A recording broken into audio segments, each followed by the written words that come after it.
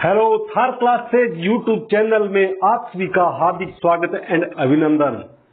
भूगोल की marathon class में भी आपका हार्दिक स्वागत एंड अभिनंदन। आज का हमारा टॉपिक है भूकंप। हमारा भूकंप और ज्वालामुखी जो हमारा ये सेशन चलने वाला है वो बहुत ही महत्वपूर्ण सेशन होने वाला है। वैसे देखा जाए तो हमने भूकंप और ज्वालामुखी का जो टॉपिक है वो पहले भी पढ़ा है, लेकिन उसका जो संदर्भ था वो दूसरा था।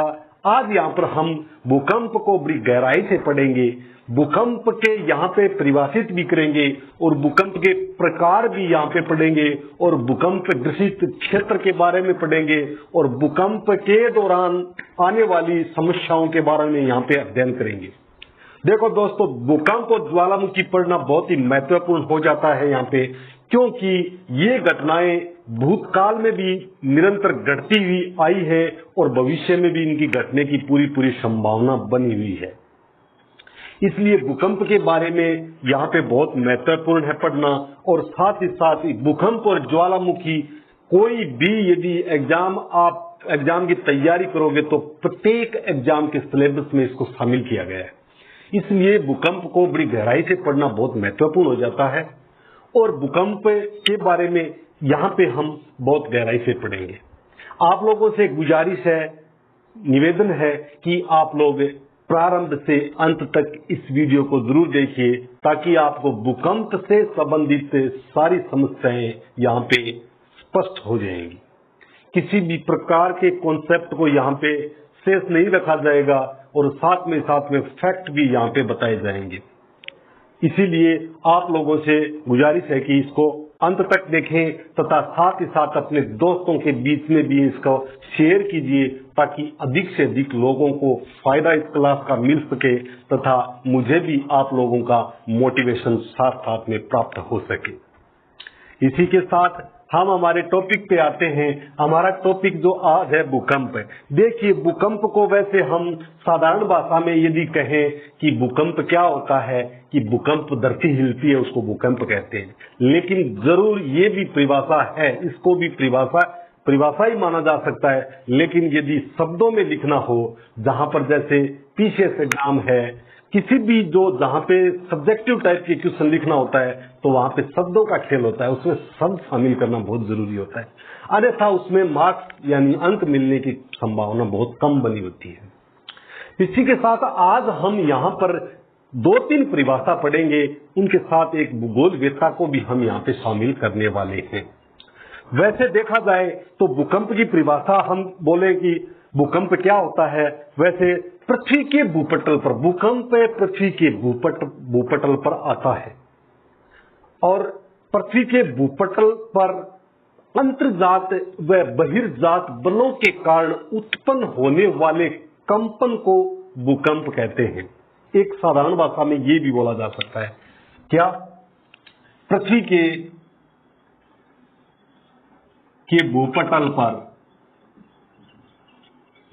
पर अंतर्जात मतलब आंतरिक बलों के कारण तथा बहिर्जात बलों के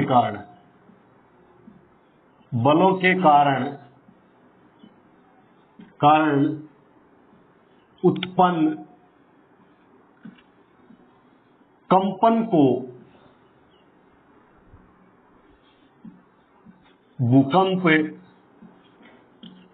कहा जाता है। ये भी परिभाषा है। इस परिभाषा को वैसे देखा जाए तो औपचारिक रूप से ये सही परिभाषा है। इसके बाद हम 1-2 परिभाषा और लेते हैं। इसमें हम एक भूगोल वेत्ता को मेंशन करते हैं, उनका नाम है F.J. McMahon, F.J. मोकहाउस, F.J. मोकहाउस।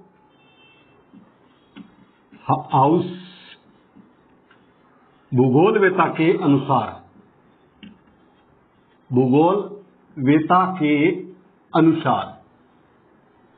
ये बहुत जरूरी हो जाता है। एक भूगोल वेत्ता को यदि हम यहाँ पे रेफर करके और यहाँ पे परिभाषित कर देंगे तो एक क्वेश्चन का बहुत बड़ा वेटेज बन जाता है। उन्होंने क्या बोला है? उन्होंने बोला है वैसे देखा जाए तो इससे मिलता जुलता ही आने वाला है, लेकिन शब्दों का खेल है, उसमें शब्द नए नए शामिल किए जाए। उन्होंने बोला है कि भूपटल पर, क्या भूपटल पर, भूपटल की सेलों के अंदर, भूपटल की सेलों में होने वाला संचालन तथा समायोजन, होने वाले संचालन तथा समायोजन के दौरान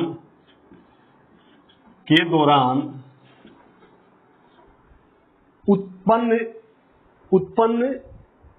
एक तरह से तरंगों के संचार से, यानी के दौरान, क्या लिखा कि एफ.जे. मॉकहाउस भूगोलवेत्ता के अनुसार भूपटल की सेलों में होने वाले संचालन तथा समायोजन के दौरान उत्पन्न तरंगों के संचार से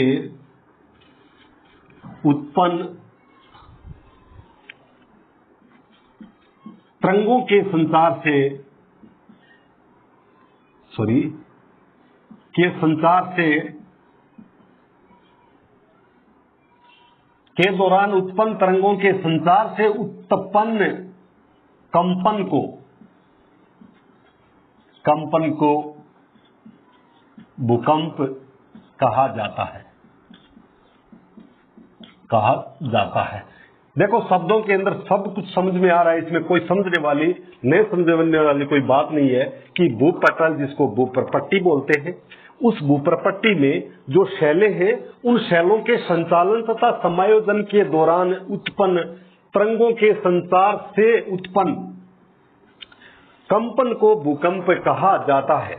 अभी बात यहाँ पे दो चीज की है, एक तो है संचालन और एक है समायोजन। अब संचालन और समायोजन, हम जहां पर भूकंप के प्रकार या भूकंप के कारण पढ़ेंगे, वहां पर आपको इन दोनों शब्दों का उल्लेख मिल जाएगा, इन दोनों शब्दों का अर्थ वहां पे आपको प्राप्त हो जाएगा। अभी हम यहाँ पे दो परिभाषाओं का अध्ययन कर लिया है, आगे हम पढ़ेंगे भूकंप के उत्पत्ति के कारण। क्या भूकंप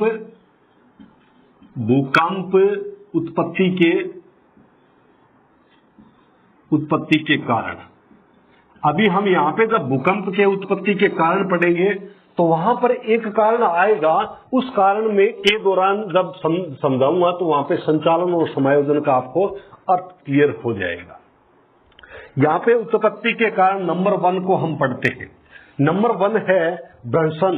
भ्रंशन क्या होता है?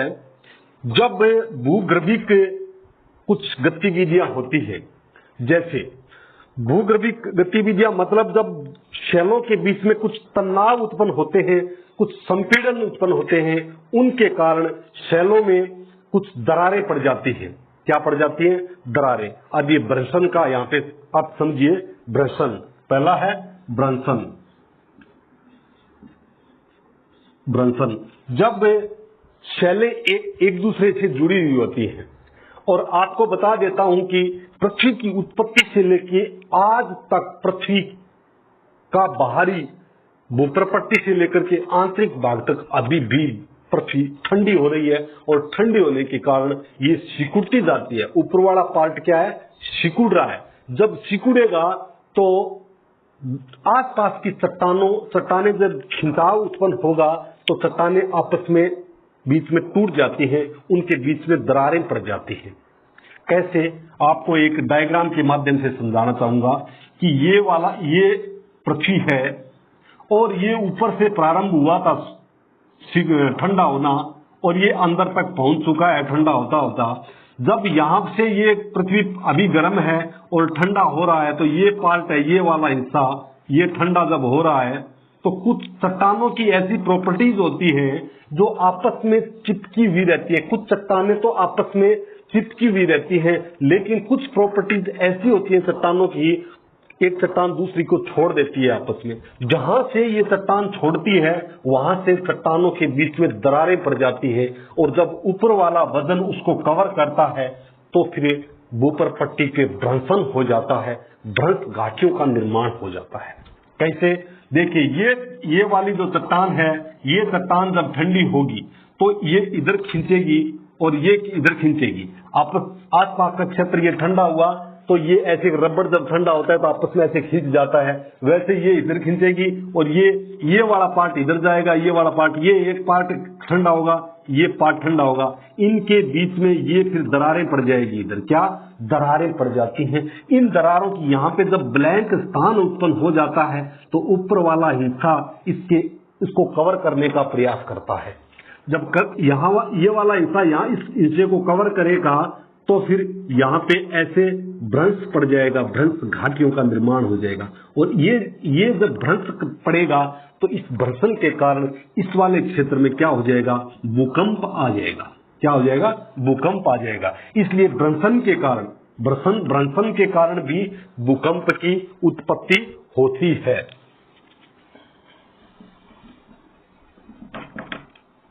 ये होगा भ्रंशन के कारण भूकंप की उत्पत्ति। यहाँ पे समझ में आ गया होगा कि सेलों के बीच में, सेलों के सिकुड़ने से सेलों में चटकन या दरारें पड़ जाती हैं जिनके कारण भूकंप आ जाता है। उसके बाद नंबर 2 पे है ज्वालामुखी। अब देखिए ज्वालामुखी से किस प्रकार भूकंप आता है। ज्वालामुखी तो आजकल तो देखें, ज्वालामुखी यदि देखा जाए तो केंद्रीय ज्वालामुखी ही आती है। दरारी ज्वालामुखी तो अभी वर्तमान में कहीं प्राप्त पाई नहीं जाती है। लेकिन ये ज्वालामुखी, केंद्रीय ज्वालामुखी एक नाली के रूप में, एक गोल पाइप के रूप में ऐसे ज्वालामुखी निकलती है ऊपर, तो फिर इससे कैसे भूकंप आ जाता है। देखिए भूकंप जब ज्वालामुखी की, यहां से जब ज्वालामुखी निकलेगी, ये पृथ्वी है, इस पृथ्वी के इस पार्ट से यदि ज्वालामुखी मैग्मा है, ये मैग्मा है, ये मैग्मा जब ऊपर ऐसे निकलता है तो इतना प्रेशर डालता है कि इस वाले आसपास का जो क्षेत्र है उस क्षेत्र को हिला देता है। यहां से जब मैग्मा निकलना प्रारंभ होगा, बहुत ज्यादा प्रेशर से निकलेगा और ये ऊपर जाके ऐसे फैल जाता है, ऐसे गिरता है फिर नीचे। यानी कि बहुत ज्यादा प्रेशर, वेगवती मतलब दाब के कारण बहुत ज्यादा वेग होता है, उसके प्रेशर के कारण इस वाले क्षेत्र के अंदर क्या है, भूकंप आ जाता है। इसलिए इसको ज्वालामुखी के कारण उत्पन्न भूकंप के नाम से जाना जाता है।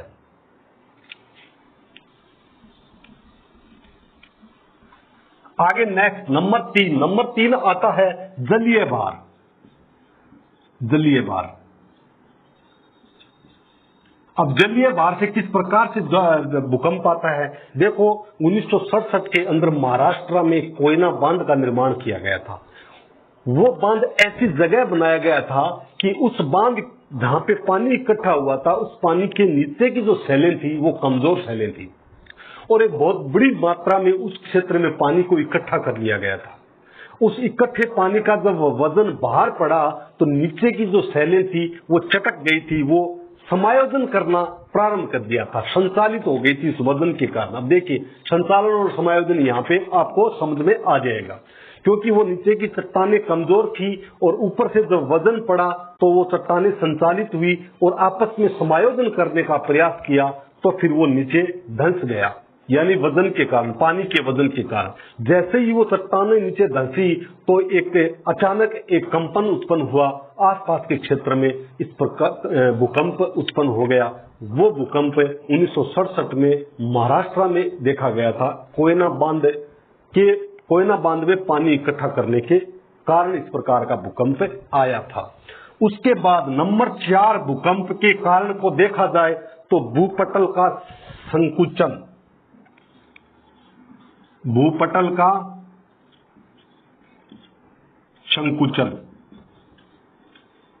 ये भूपटल का संकुचन वो मैंने पहले ही बताया था, ये भ्रंशन का निर्माण हो रहा था।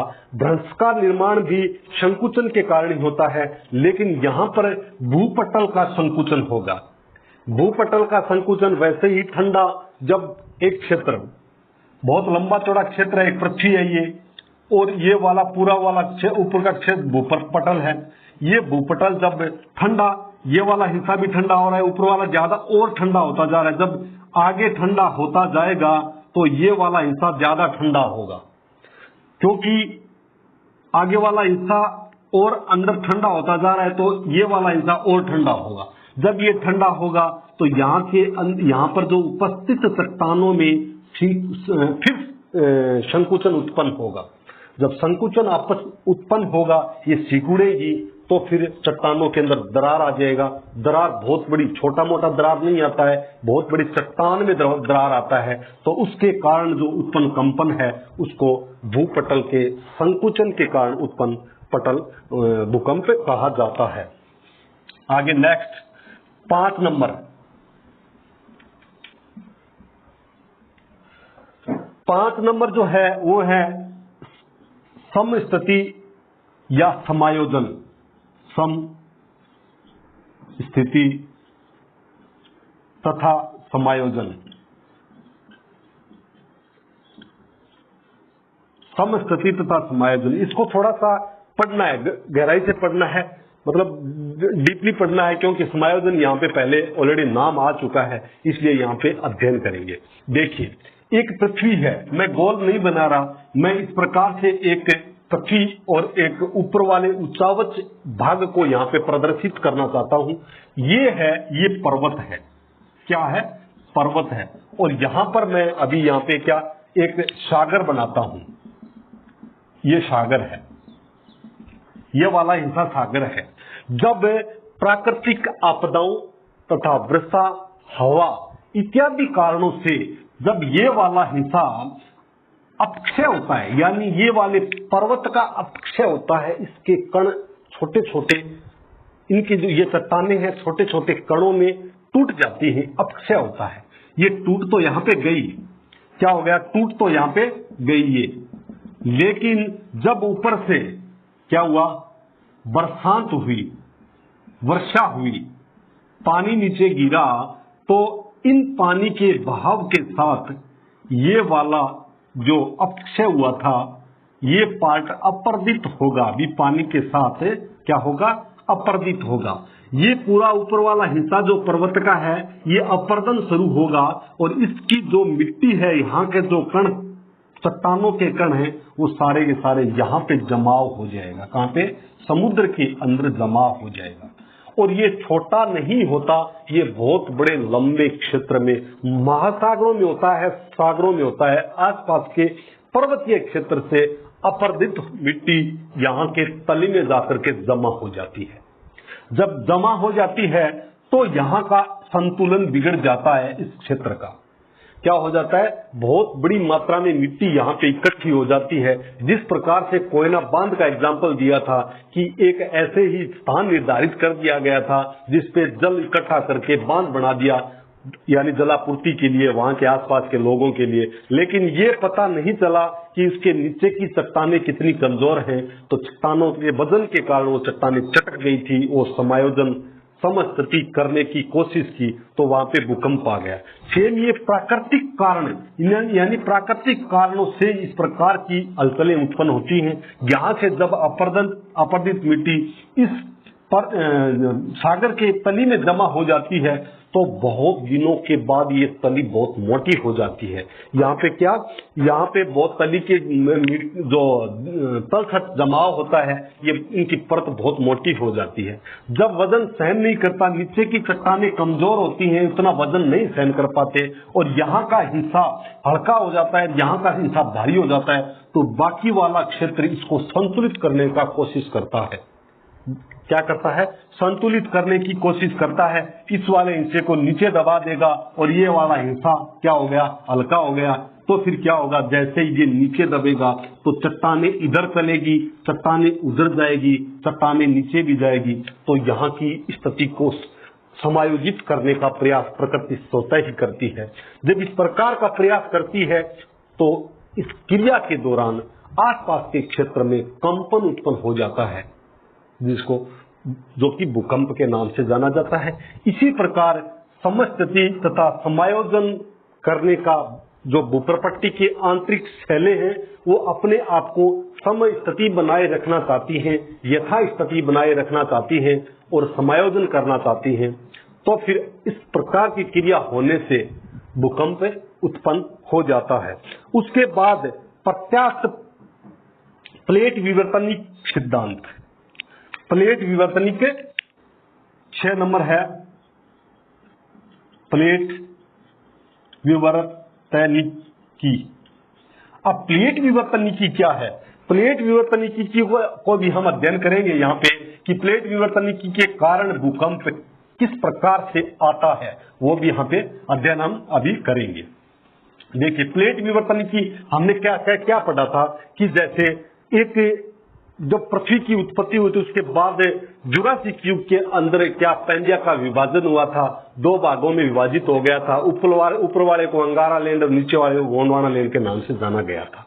उसके बाद कालांतर में उनमें भी टुकड़े हुए, बहुत ज्यादा टुकड़े हो गए और वो एक प्लेट एक दुर्बलता मंडल के ऊपर क्या कर रही थी, तैरने लग गई थी। वो सारी की सारी प्लेट, वो सारी की सारी प्लेटें क्या दुर्बलता मंडल के ऊपर तैरने लग गई थी। तो यहां पे मैं एक दुर्बलता मंडल का निर्माण कर देता हूं।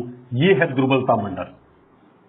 दुर्बलता मंडल ये एक प्रकार से लिक्विड यानी द्रव अवस्था में, द्रव वो ठोस अवस्था की, यदि बीच में देखा जाए तो द्रव अवस्था में है ये वाला हिस्सा।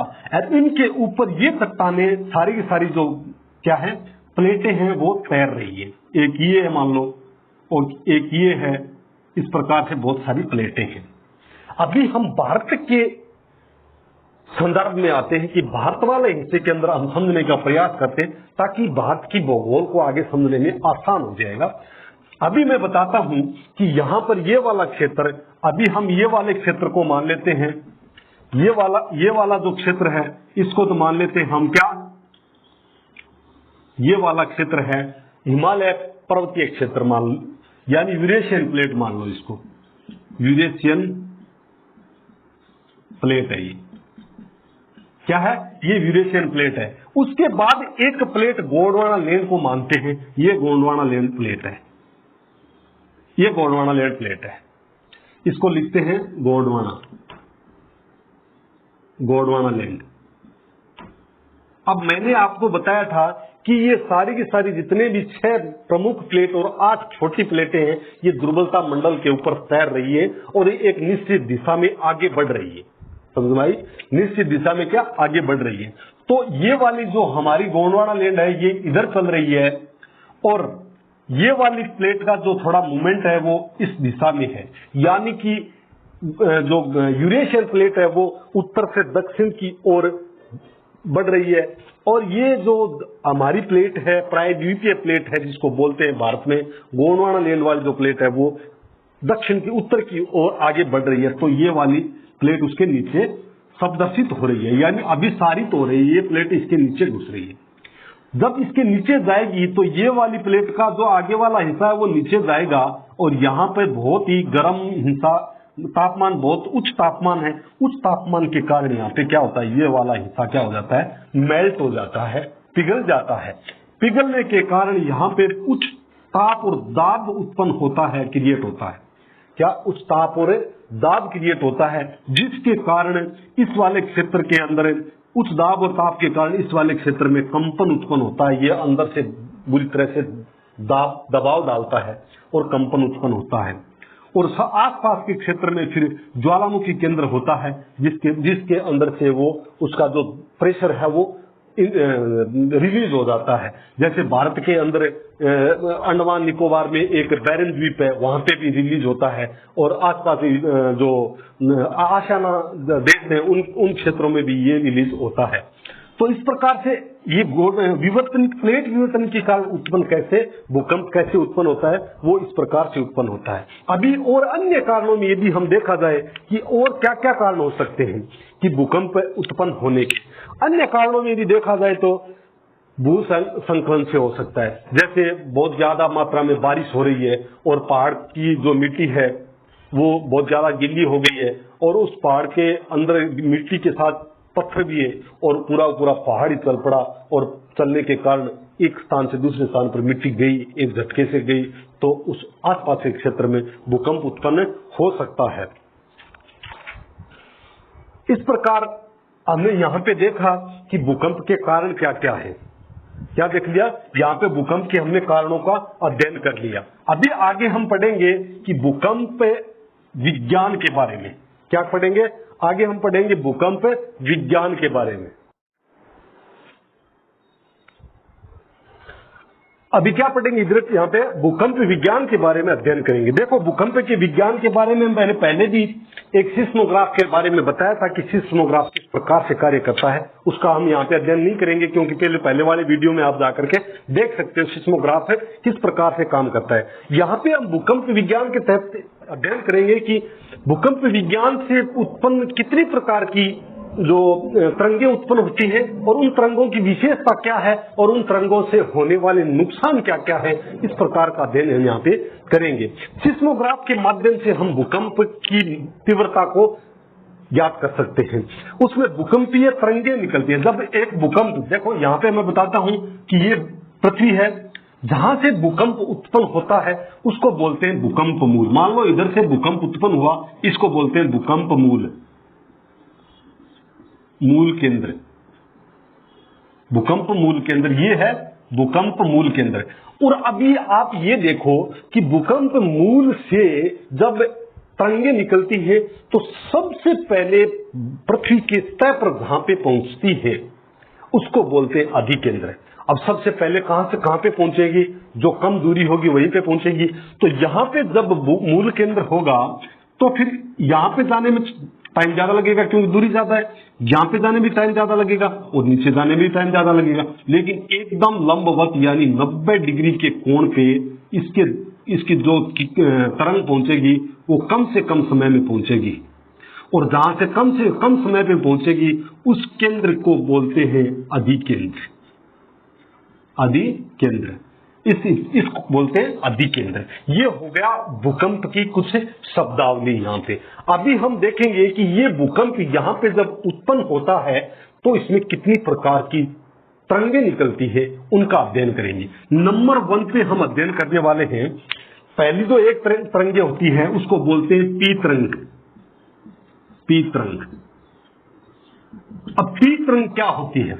देखिए, पी तरंग की विशेषता, 3 प्रकार की तरंगे यहां पे निकलती हैं। नंबर 2 पे हम देखेंगे एस तरंग और नंबर 3 पे देखेंगे एल तरंग। ठीक, ये 3 प्रकार की तरंगों का यहाँ पे अध्ययन करेंगे। अब ये 3 प्रकार की तरंगे एक भूकंप जब आता है तो वहां पे उत्पन्न होती है, उनकी हम विशेषता देखेंगे और आपस में इनका कंपैरिजन करेंगे कि इनमें अंतर क्या क्या है। पी तरंग, देखिए पी तरंग की जो निकलती है ये ठोस, द्रव्य और गैस तीनों माध्यमों में ये संचालित होती है, यानी गमन करती है। कहां कहां पे? ठोस में भी करती है, द्रव्य में भी करती है और गैस में भी करती है। लेकिन इसको गैस आंतरिक भागों में नहीं पाई जाती, लेकिन ये करती है। और इसकी उच्च क्या गति होती है? यदि एस पी तरंगी देखें तो पी तरंगी की गति क्या होती है? 6 से 13 किलोमीटर प्रति सेकंड। 6 से 13 किलोमीटर प्रति सेकंड इसकी गति होती है। ये ठोस, द्रव्य और गैस में गमन करती है। इसके बाद ये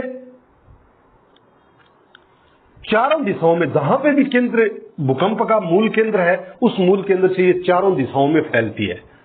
चारों दिशाओं में यहाँ पे ये फैलती है। हम ब्लू कलर से इसको डाल देते हैं कि ये है, ये वाली है वो पी तरंगे हैं। ये चारों दिशाओं में जा रही है, इधर भी जा रही है, इधर भी जा रही है, इधर भी जा रही है। यानी मूल भूकंप मूल से चारों दिशाओं में ये जाती है, गमन करती है। ये इसकी विशेषता है। उसके बाद आगे चलिए, आगे हम देखते हैं एस तरंग। एस तरंग केवल क्या? केवल ठोस में गमन करती है। ठोस में गमन करती है, यानी कि भूकंप जहां पे उत्पन्न हुआ उसके आसपास जो ठोस अवस्था है, पृथ्वी के ऊपर पट्टी में ठोस अवस्था की जो चट्टानें हैं उनमें ही गमन करेगी। जहां पर भी द्रव्य अवस्था आएगी वहां पे ये लुप्त हो जाती है। इसकी जो गति है वो 4 से, गति क्या है? 4 से 7 किलोमीटर, 7 किलोमीटर प्रति सेकंड इसकी गति है। समझ में आया? ये है एस तरंग। अब एस तरंग को हम इधर भी निकाल देते हैं और इधर भी निकाल देते हैं, इधर भी निकाल देते हैं, यहां पे भी निकल गई, इधर भी निकलेगी, इधर भी निकलेगी, लेकिन पृथ्वी के आंतरिक भाग में कुछ ठोस अवस्था पाई गई है, इसके कारण यहाँ पे ये लुप्त हो जाती है और लास्ट कहां तक आती है, यहां तक आती है और एक यहां तक आती है। तो ये वाला जो कोण है वो है 105 डिग्री और इधर भी है 105 डिग्री। यहां तक ये एस तरंग प्राप्त होती है सिस्मोग्राफी पर, यानी सिस्मोग्राफ के ऊपर यहां तक एफ तरंग प्राप्त होती है। उसके बाद तरंग एल तरंग है जो कि सतह पर दौड़ती है और इसकी गति सबसे कम होती है, लेकिन सबसे विनाशक तरंगे होती हैं। ये पृथ्वी के धरातल पर ये जब पहुंचती है तो आसपास के क्षेत्रों में ये बड़ी एक प्रकार से देखा जाए तो एक भूचाल आता है, एक सुनामी टाइप का आता है और आसपास की बिल्डिंग और सबको हिला देता है, गिरा देता है और जलीय क्षेत्रों में क्या होता है, वहां पे जल स्तर बढ़ जाता है। तो ये है एल तरंगे। एल तरंगों की यदि गति देखें तो इनकी गति है वो 3 किलोमीटर प्रति सेकंड है, मतलब इसकी स्पीड बहुत कम है, लेकिन विनाशकारी सबसे ज्यादा, विनाशकारी सबसे अधिक है, ये सबसे अधिक विनाशकारी है। उसके बाद देखा जाए तो एस तरंग कम विनाशकारी है और टी तरंग बहुत ही कम विनाशकारी है, सिर्फ ये आंतरिक भागों में गमन करती है और ऊपर आने के बाद ये ज्यादा विनाश नहीं करती है। इस प्रकार भूकंप विज्ञान के तहत हम 3 तरंगों का यहाँ पे अध्ययन कर लिया और कुछ अध्ययन हमने पीछे वाले वीडियो में भूकंप और ज्वालामुखी का जो हमारा टॉपिक है उसमें भी हमने अध्ययन किया है। उसके बाद हम यहाँ पे देखेंगे कि भूकंप की प्रकार कितने होते हैं, भूकंप कितने प्रकार के इस पृथ्वी पे आते हैं। यहाँ पे भूकंप के जो प्रकार हम पढ़ेंगे अभी कि भूकंप कितने प्रकार का होता है। देखिए भूकंप कितने प्रकार का होता है, इसका हम यहाँ पे बिना देखे हम बता सकते हैं कि भूकंप एक वैसे देखा जाए तो पृथ्वी के ऊपर कितने प्रकार का, एक प्राकृतिक भूकंप होगा, एक कृत्रिम भूकंप होगा।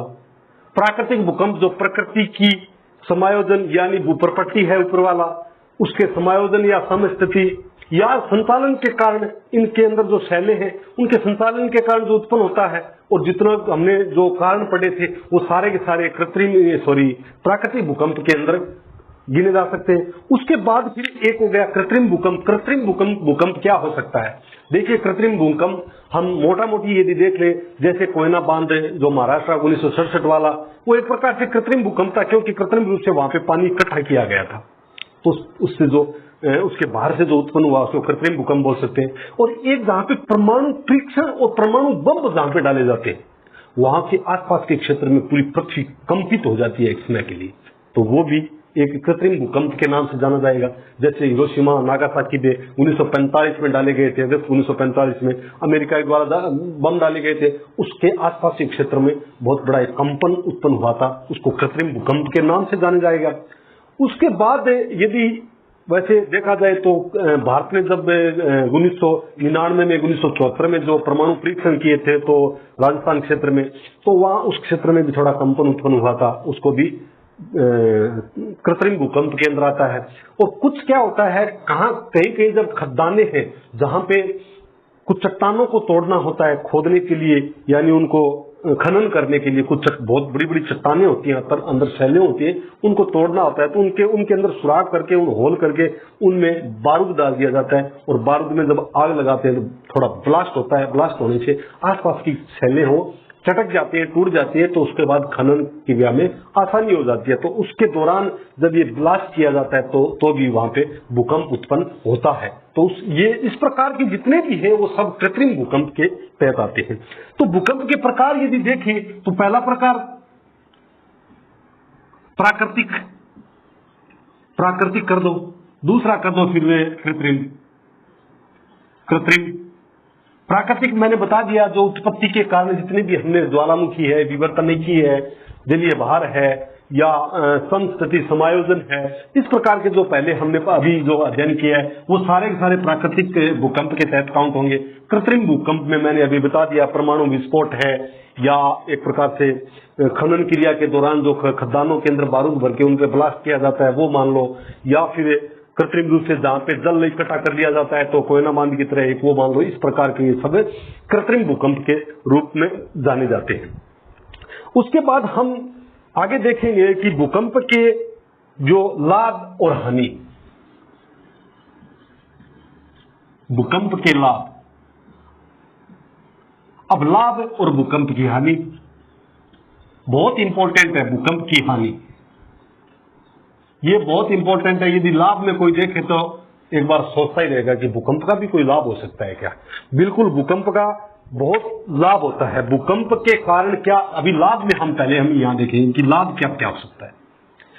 भूकंप के कारण क्या होती है, ऊंचे भागों की उत्पत्ति होती है।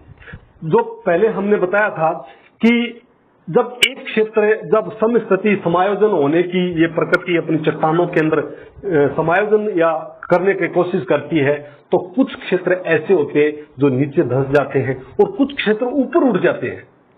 जब ऊपर उठेंगे यानी कि जलीय क्षेत्र के अंदर यदि ऊपर उठेंगे तो क्या हो जाएगा, एक द्वीप का निर्माण हो जाएगा। क्या? द्वीपों का निर्माण हो जाता है।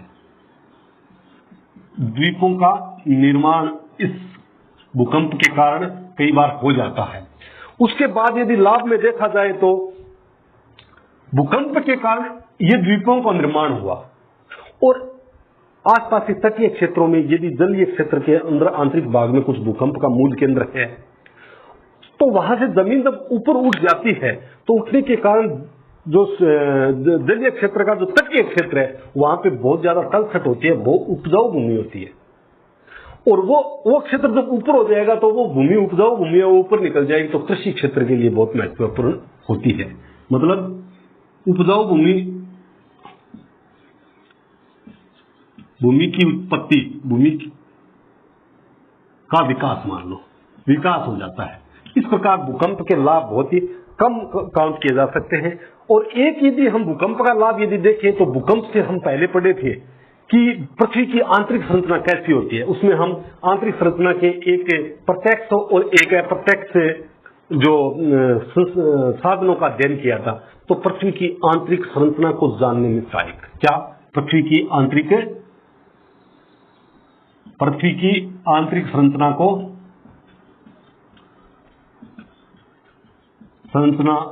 जानने में सहायक। इस प्रकार तीन है ये लाभ तीन है। भूकंप के लाभ ऐसे सीधा आ जाता है, विशेष एग्जाम के अंदर सीधा आ जाता है कि भूकंप के लाभ बताइए, तो हम सोचते रह जाते हैं कि भूकंप का तो कोई लाभ होता है क्या।